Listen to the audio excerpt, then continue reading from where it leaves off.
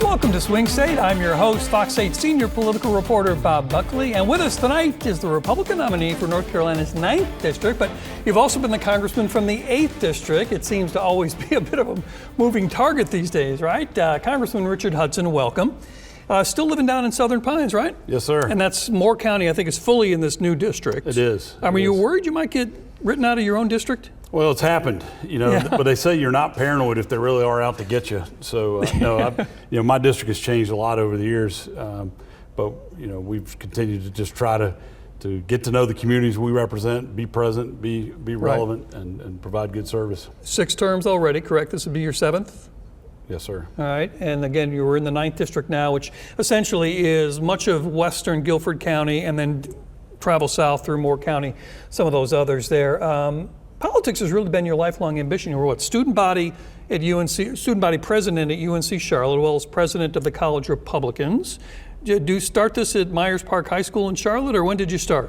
Well, my grandfather was the biggest influence on my life, and he was a local city councilman in Roanoke Rapids, North Carolina, a Democrat who voted for Ronald Reagan and Jesse Helms. Everyone was a Democrat back then by law, I think. Yes, very conservative, very strong Christian. Okay. My first political memory is standing in front of the fire station handing out little pamphlets for my grandfather. Wow, that is interesting. And so you went directly to work for the party, it seems like. You worked for Richard Vineyard's campaign for governor in '96. That's right. I actually lived in Greensboro up on Lake Jeanette.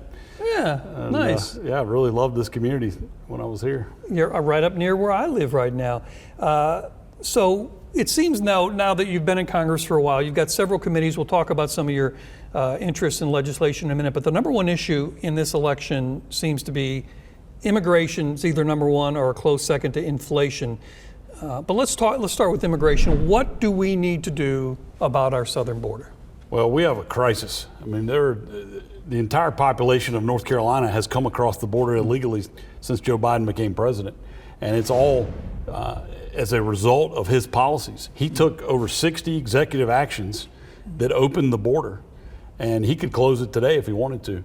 But things like the Remain in Mexico policy that was put in place when President Trump was there, requiring folks who are immigrating from the Honduras, Guatemala, El Salvador area to apply for their visas in their own country before they travel. There are a number of things, ending catch and release. These are all policies that he's put in place that have caused this crisis. We had Kathy Manning in here a couple of weeks ago, and she talked about the bill that she helped craft, that if you look at it, looked pretty darn good. It did a lot of the things you're wanting to do, and yet Republicans didn't go for it. You're talking about the Senate immigration bill? Right. Yeah, the bill has been billed as something that would secure our border. There was nothing in that bill that would have stopped the flow of illegals coming across our border. It dealt with what do we do with them when they get here. And my concern is some of the things that it was proposing, in my opinion, would make it worse. For example, they gave the president the authority to deem whether or not you could get asylum as an illegal coming across the border. I think that ought to be left with the courts, not allowing politicians to do that. And how much can we allow people to come in and say, because a lot of these people are fleeing something awful. Sure. What do we do for them? Do we not have a place for them? Well, what we ought to do is fix our legal immigration system so that we have a merit-based system, so that we allow you to come in this country based on whatever job skills you have or what you may contribute to our country. But to do that, first of all, we have to have control of our own border. We need to determine who we let in and when, not the system we have now where anyone can come across. A big issue here locally is what's going on at the American Hebrew Academy. Most of our viewers of this show understand what that is. It was a school that was a Hebrew day school, and it eventually became empty. And now the federal government is putting hundreds, if not thousands, of what they say teenagers. They claim these are people who might have been trafficked, they have no parents, adults to go to, and that they're going to keep them there until they can vet the adults they're going to hand them off to. Is this a concern for you? Well, it's a big concern because all the things you've said are things that they may have said, they may be true. I can't get straight answer. I asked the Secretary of HHS himself to his face in a committee hearing under oath in 2021 if, in fact, they were going to use the Hebrew school in this way. And he looked me in the eye and said, under oath, we have no plans to put any minors in North Carolina. And of course, we know that's not true. And so when he came back a year later, I asked him, were you being clever and kind of obscuring what you were really doing, or were you directly lying to me? And he kind of chuckled and said, look, we have this facility, but we don't have any plans to use it, basically. Well, and here they are. Well, Kathy Manning told us it is ready to accept, she calls them children. Have you not been able to find out what's going on? Because if you can't find out, how do we find out? I can't get any information. What kind of children? What I do know is most of the children coming across the border are 15 to 18-year-old males. These aren't young children. And you mentioned human trafficking. I mean, I would say our federal government is complicit with the drug cartels, and we're allowing human trafficking to happen. Yeah.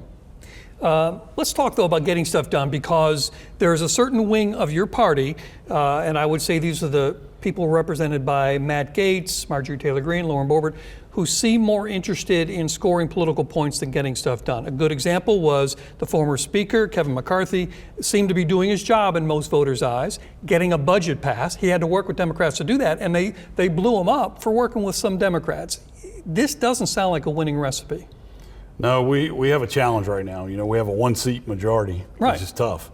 And that's tough if we're all on the same page. Yeah. You know, at the end of the day, you've got a lot of people who care about this country and want to see us change the direction we're heading. But there's a disagreement about how to get there. And what I recognize is you can't do it all in one overnight, especially when you've got a president from a different party, when the Senate's controlled by another party. You've got to work within that system. And so it takes time. And there are some of us who've chosen other tactics that I don't think are very effective. And so do you talk to these folks? I do. And look, every week it seems like we have, some other challenge we've got to deal with. And the way we get through it is we talk to each other and we work our way through it. We found a way to do it, and we'll keep doing that. And you're working with Democrats too in some cases where you find you can?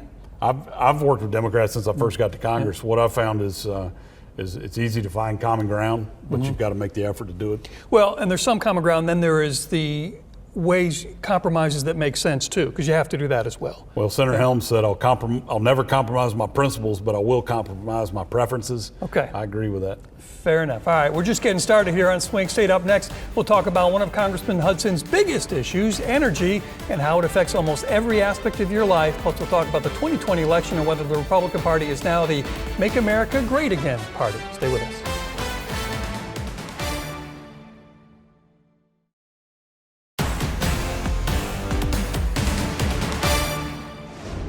Welcome back to Swing State. We are talking tonight with North Carolina's 9th District Congressman, Republican Richard Hudson. And Congressman, energy affects everything, the price of everything. It's not just what you pay at the gas pump, it affects your food, everything else.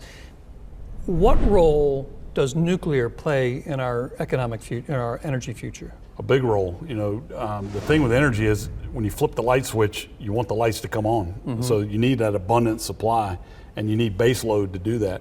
And I think looking at alternatives like wind and solar and other things is a good thing, but you've got to have a solid base to make sure that we have that supply as long as we need it. In an area like ours, we're growing. Yeah. I mean, we're booming, and I want to keep that growth going.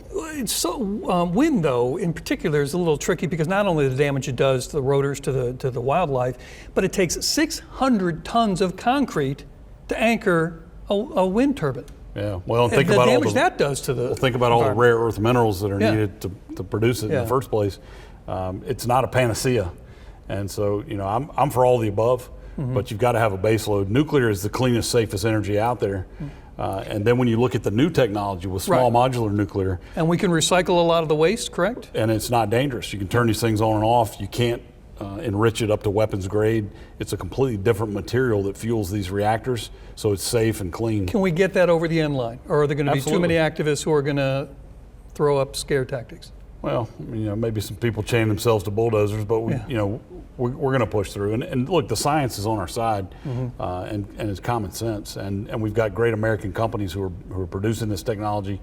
We're on the beginning of a cutting edge here of these new small modular reactors. You had some problems with the certification of the 2020 presidential election. What were your objections? Well, the Constitution says that only the state legislature can determine the manner in which elections are held in that state. And in a number of states, you had other folks changing election laws. So Pennsylvania in particular. Pennsylvania, you had a local elected official or a local appointed elections official change the voting laws in that state, I think that's illegal. And so I had some real concerns about that. I wanted it to be addressed by the Supreme Court. That's why I signed an amicus brief in U.S. v. Texas. The Supreme Court chose not to take it up. I think that was a mistake. You could have headed off all of this concern.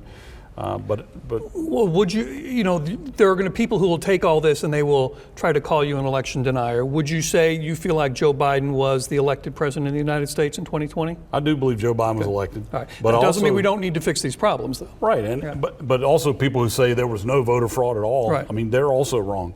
I mean, people went to jail in Michigan for election irregularities. They had to rerun the local election in Las Vegas, Nevada, the county that Las Vegas is in, because there were so many irregularities. I mean, we know there was voter fraud. I just, but I won't say that there was enough fraud that I know the election should have been overturned or Right. it would have been. I've never said that. But I do think anytime there's allegations of fraud, it ought to be investigated. There were exceptions made for the pandemic that now anytime someone says, well, the pandemic's over, let's go back to regular order, they're yelled at as saying, oh, you're trying to take away people's ability to vote. But particularly these drop boxes that don't need dates on the mail-in ballots, that in particular is rife for fraud. There's a lot of that. You know, some states mail a ballot to everyone who's ever registered to vote, and they also won't clean the voter rolls of people Right. who've died. And so there's a lot of ballots that are floating around. And look, if a stolen vote negates a legitimate vote, and it makes your vote worthless. And so we ought to be for election integrity. Look, I'm for voter access. I want everyone to vote. I think if every citizen in this country voted, we'd have a better country. We'd have a better process. But when you see the examples of fraud and you see people denying that there's examples of fraud, then it makes people question the integrity of the system. You know, the pollsters will say, though, that their samples are strong enough that if you take the people who do vote, if you extrapolate it to everyone, it's not going to be any different. You're going to get essentially the same results if everyone voted. That's pollsters' claim. I don't do a lot of things based on what pollsters tell me. Well, okay, fair enough. Hey, how about this idea? The Democrats are painting your party as a purely MAGA party. They are saying, they don't know, I'm not sure what they're saying when they say that, what they mean when they say that. It's fair to ask, though, are there still factions? Is there a traditional Republican Party left, or is this now a party of Donald Trump? Well, I reject the whole premise of the way they say that. Okay. I mean, if you look at the Democrat Party, they have absolutely no ideas to offer in this election. Joe Biden's case to the voters this fall is going to be, yes, but they're scary. Yes, your family pays $10,000 more a year for the things you need, but Republicans are scary. Yes, the border's wide open, and you know someone whose family's has had someone die from fentanyl poisoning, but Republicans are scary. But let's deal with this idea, though, is Donald Trump running this party in a way that says if you disagree with him, you're illegitimate. That's what there's some concern that, and I know your wife Renee used to work for Kellyanne Conway, who I would think might be the chief of staff in a Trump administration. Should be a good choice. I'm sure you believe she would be, and she may well be. But this idea of, is it a party of a bunch of Republicans, or is it a party that they wait to see what Donald Trump says and they do whatever he says? That's going to be the accusation. Yeah, I mean, that's ridiculous. I mean, Donald Trump is going to be the next president of the United States. He is going to be the nominee of the Republican Party. I endorsed him probably before anyone in Congress. I endorsed him back in 2021 because I think if you look at his policies, he's the most successful president we've ever had. But saying that, like, we don't have a meeting every morning to get orders from Donald Trump on how to act. And in fact, if you look at how Republicans operate in Congress, it's hard for us to agree on what time lunch ought to be that day. I mean, we are all individuals, but Donald Trump is the nominee of our party, and he's going to be our president. So what do you say to the independents who say, I like his policies, but his demeanor is so off-putting for someone who wants to be leader of the free world, the most important job on this planet? They say he disqualifies himself by the way he says things and the things he says. What do you tell those people? I would say, think about your life in February of 2020 and compare it to now. We had a booming economy. We had wages skyrocketing. Communities were safe. There was no war in the Middle East. I mean, the border was secure. Life was good in America under President Trump. And look at your life today. And you're less prosperous and you're less safe. And vote for the person for president who's going to make your life better. And if he does win this time, theoretically, he's not allowed to run again, but he may say, well, it's 2 in a row. Would you say this should be Donald Trump's last term if he wins? Sure. And if he doesn't, You'd be willing to push back on that? Well, of course, he's not going to try to serve more than one term. But that makes him a lame duck right from the beginning, and that's not necessarily good either, is it? Well, I mean, he's got 4 years, and Yeah. and you know the president has a lot of power in this country. I might argue the executive has too much authority. We ought to get back to more balance between the legislative branch. But look, I don't have any concerns about that. I think Donald Trump did a tremendous job as our president. I think he's going to be the next president. We have a lot more to talk about, including what's going on with the war in Gaza, guns in America, and whether we can get our fiscal house in order. That's all next.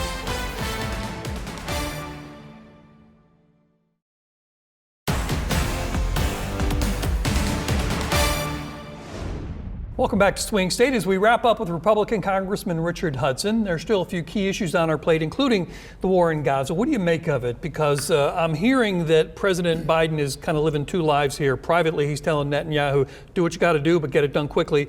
But then publicly, he has to say, we want this to stop. Where's your position? Well, it reminds me of World War II when you had the public outcry to the Allies of, please don't kill any civilians when you're bombing Berlin. Mm-hmm. Oh, wait, that didn't happen. How about when Trump was destroying ISIS in Syria? There was no outcry of please don't hurt any civilians in Syria. I mean, I think it's right to be concerned about civilian casualties, but Israel needs to be given the leeway to do what they have to do to destroy Hamas, because Hamas is a horrific terrorist organization, and the atrocities they committed on October 7th are just horrific, and we can't allow that to happen again. You see more intel than we do, which is why I wanted you to confirm this. My understanding in reading is the IDF, the Israeli Defense Force, is doing more to prevent civilian casualties than any army in the history of the world. Absolutely true. It's incredible the restraint they use, the lengths they go to make sure. I mean, before they bomb a building, they'll notify the people in the building. Mm-hmm. I mean, I don't know what more they could do. The point is, do all the Hamas fighters have to be destroyed, as Netanyahu says they do, or this comes back? Is it like taking out most of a cancer but not all of a cancer? Well, I mean, you've watched terrorism over the last 60 years. I mean, we know how it works. If you don't root it out by the branch, by the root, it's going to come back. And this, I hear people who protest the war in Gaza. I mean, the war in Gaza would end tomorrow if Hamas would surrender, release the hostages and throw down their arms, or if the people of Gaza would turn them over to the IDF. This would end tomorrow. Despite all the pain there, a majority of Gazan civilians say they support Hamas, which is an interesting fact here. Getting our fiscal house in order by cutting spending is another priority you have. How do we do that? Because we are so deeply in debt, and there's still such a deficit with each budget. I mean, you're going to have to cut some real stuff to get our fiscal house in order. What do you want to say about it? Because nobody wants to say what they're going to cut, because that's, right. Every political consultant would say that's suicide. But what do we do? I mean, we've got to have some answers. So the drivers of our debt are Social Security and Medicare. I mean, those are the big drivers. Medicaid. And Medicaid. Yeah. But those need to be addressed. And, on the Social Security side, there's actually only a few levers. So it's not real complicated. It's just hard. There's one fairly easy fix. Just remove the Social Security tax cap. The cap on that tax, and you'd be solvent for the foreseeable future. Yeah. So I mean, and that's not a huge right. increase. And so we could fix that pretty easily if we had the courage. Medicare is a little more complicated, but we've got to bring down healthcare costs, and we can get into that if you want. But it's basically we've got to bring market forces into healthcare. But people don't shop for healthcare like they shop for other things. But they could, and they should. To a degree. To a degree. Now, if I'm gonna have a knee replacement, I ought to be able to shop around. Right. And go to Cone and say, what would you charge? And go to other places and then decide. But if I fall over here with a heart attack, don't take me to the cheapest hospital. Take me to the closest hospital. Right. I mean, someone I know recently found a 99% blockage in one of his arteries and had to have an immediate stent put in. I mean, he's not going to shop around for that. Right. And but for a lot of things, you could shop around. Okay. And so until we're ready to tackle that, we're just kidding with ourselves. So, the fight that got McCarthy kicked out, we said, all right, we're going to cut spending over last year. Okay, but we're not going to cut defense, so let's set that aside. Okay, well, we're not going to cut veterans, so let's set that aside. Okay, we're now dealing with 11% of spending. 11%.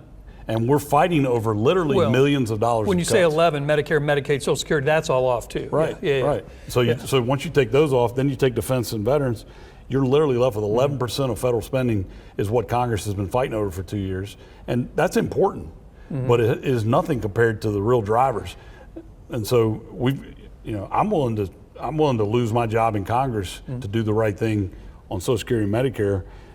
But we've got to have a president who's willing to address it as well. You have voted to repeal the Affordable Care Act. You're not alone in that, of course. But the Republicans, it seemed to me, did themselves a disservice by not having a ready replacement to plug in. They voted to repeal and so what's next? Well, we don't have it. You had 8 years to figure it out, and nothing was there. Well, I think the problem is our approach was, let's replace this really big complicated thing with a big complicated bill. So there were a lot of ideas in there. There were some ideas, yes. But it was hard to communicate that to the public because you're talking about this meatball of a legislative vehicle. What I think we ought to do is more rifle shot policy, is look at specific things that we could do to bring market forces into healthcare to help drive down the cost and give people more choices. Okay, let's give people a chance to go away from this little half an hour with a smile. What are we going to do to get stuff done next Congress? Who's going to control Congress? Do you feel like, and I know you kind of feel like you have to say Republicans will win both houses of Congress. What do you think is really going to happen? Because it's going to be tough. Well, if the election were held today, Republicans would win everything. This is the best political environment I've seen in my adult lifetime, mainly because Biden has done such a bad job and the American people have connected his policies to their lives being voting against something versus for something. Yeah, and so we've got to take our case to the voters of what we'll do if they gave us the majority. Because if you don't get a majority of the Senate, you can't get Supreme Court justices approved. Right. Appointed. If President, say Donald Trump becomes the next president, what's he going to do for Supreme Court justices? Because there's several that will probably want to retire. Right. I mean, well, I think we are going to take the Senate back because if you look at the map, I think it favors Republicans. There are more vulnerable Democrats up for re-election than vulnerable Republicans. In the House, I think we're poised to grow our majority, and we need to because one vote's not enough. It's every time somebody sneezes, we look around like, oh no, is our majority in jeopardy? So we are going to grow the House. I'm in charge of our campaign committee. Mike Johnson going to remain a speaker? Yes. That's right. You are the head of the RCCC, which is in charge of keeping the House guy. Well, thank you very much, Congressman Hudson. I think it's fascinating. I really appreciate your insight on things. Good luck with your particular election. We will have your opponent a little later to have his chance. So that is it for us tonight. Tune in or set your DVR to record Swing State each week to get the kind of in-depth look at our key issues that shape our community. We'll see you next week.